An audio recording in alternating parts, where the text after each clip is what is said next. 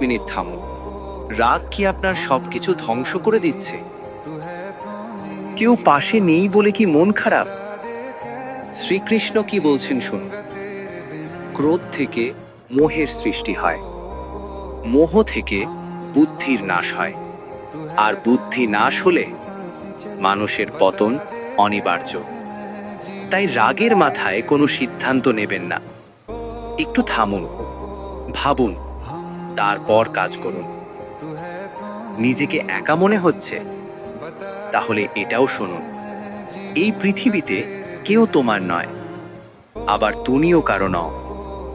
তুমি খালি হাতে এসেছিলে আর খালি হাতেই ফিরে যাবে। তাই একলা চলতে শিখো, কারণ সত্যিকারের শক্তি আসে ভেতর থেকে। আর মনে রেখো, ঈশ্বর সব সময় তোমার পাশে আছেন। কেউ পাশে নেই বলে কি মন খারাপ?